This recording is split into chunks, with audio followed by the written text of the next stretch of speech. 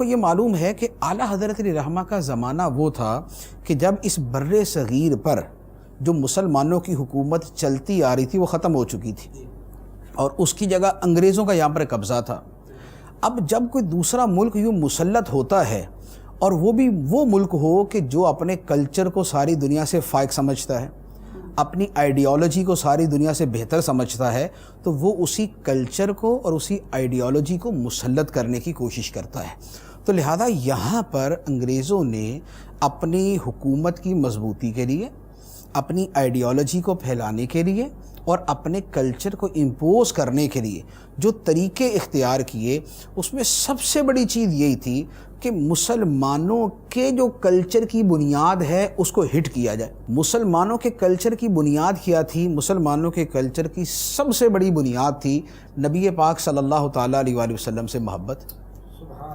نبی پاک علیہ الصلوۃ والسلام کی محبت جو ہے یہ وہ چیز تھی کہ جس کی وجہ سے پوری دنیا کے مسلمان جو ہے نا یوں یونائٹڈ ہیں، یعنی اور کسی بھی معاملے پہ ڈسپیوٹ ہو جائے لیکن کوئی واقعہ، کوئی انسیڈنٹ جو نبی پاک علیہ الصلوۃ والسلام کی عظمت و شان سے متعلق ہوتا ہے، آپ کو مشرق سے لے کر مغرب تک، آپ کو جزائر فیجی سے لے کر امریکہ تک کے مسلمان جو ہے اس کے اوپر یونائٹڈ نظر آتے ہیں۔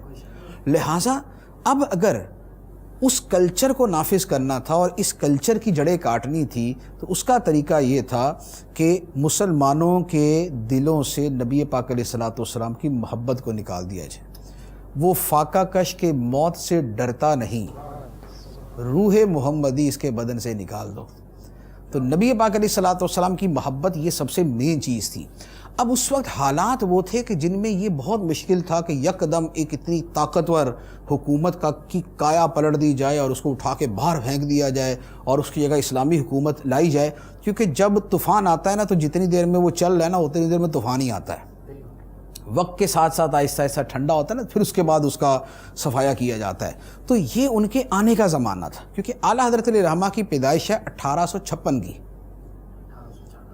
1857 میں جنگی آزادی ہوئی، جو مشہور جنگی آزادی، 1856 میں اعلیٰ حضرت کی پیدائش ہے، اور 20 سال کی عمر میں سمجھ لیں کہ آپ اپنے پورے ایک علمی شان کے ساتھ نمودار ہونا شروع ہو گئے تھے۔ لیکن یہ وہ زمانہ تھا کہ جب وہ پوری طرح چھا رہے تھے، لہذا اب اس وقت حکومت کا مقابلہ یوں طاقت سے نہیں ہو سکتا تھا کہ حکومت کو الٹا دیا جائے۔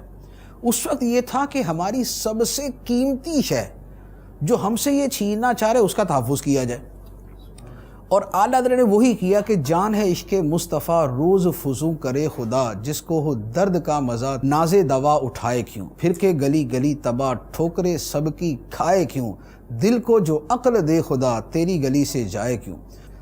تو یہ تھا جو اعلیٰ حضرت علیہ رحمہ کا سب سے بڑا کارنامہ تھا کہ نبی پاک علیہ الصلوۃ والسلام کی محبت اور عشق جو ہے اس کا جو پیغام عام کیا، اس کا اندازہ آپ اس سے لگا لیں کہ آپ نے ترجمہ قرآن کیا تو وہ بھی عشق رسول کے اندر ڈوبا ہوا ترجمہ ہے، کہ جس کا ترجمہ بھی یہ ہوتا ہے کہ اے محبوب تم فرماؤ، اے محبوب تم فرماؤ کا ترجمہ یہ اعلیٰ حضرت ہی نے کیا ہے۔ والعصر ان الانسان لفی خسر، والعصر زمانہ محبوب کی قسم۔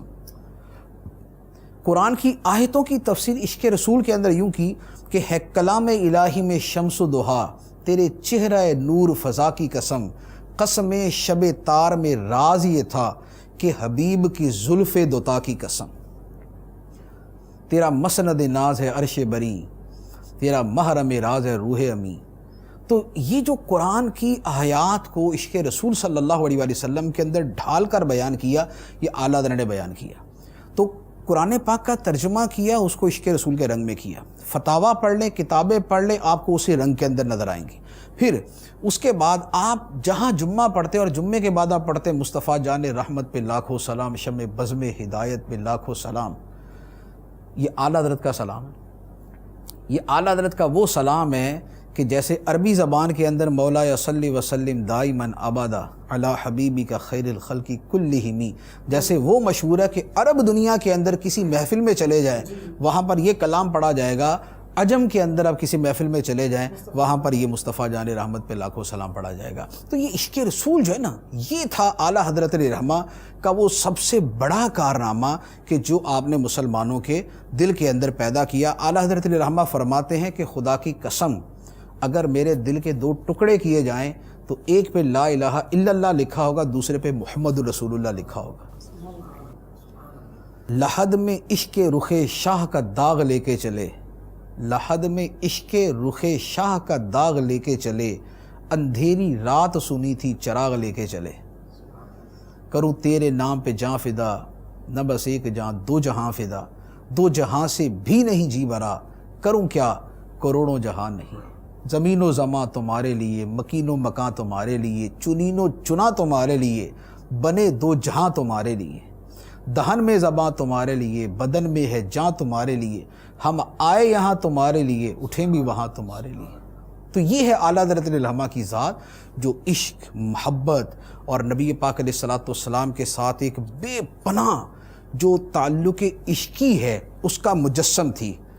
وہ جو اعلیٰ حضرت علیہ رحمہ کا شعر ہے نا کہ وہ سوئے لالا زار پھرتے ہیں، تیرے دن اے بہار پھرتے ہیں، کوئی کیوں پوچھے تیری بات رضا، تجھ سے کتے ہزار پھرتے ہیں۔ پار آئے دل بھی نہ نکلا، دل سے تحفے میں رضا۔ پار آئے دل، دل کا ٹکڑا۔ فرماتے ہیں کہ مدینہ منورہ پہنچے تو فرماتے ہیں پار آئے دل بھی نہ نکلا، دل سے تحفے میں رضا، ان سگانے کو سے اتنی جان پیاری، واہ واہ۔ کہ سرکار کے شہر میں گئے تھے تو وہاں کے کتوں کے نذرانے کے طور پہ اپنے دل کے ٹکڑے کر کے ان کو پیش کرنے تھے۔ پارا دل بھی نہ نکلا، دل سے تحفے میں رضا، ان سگانے کو سے اتنی جان پیاری، واہ واہ۔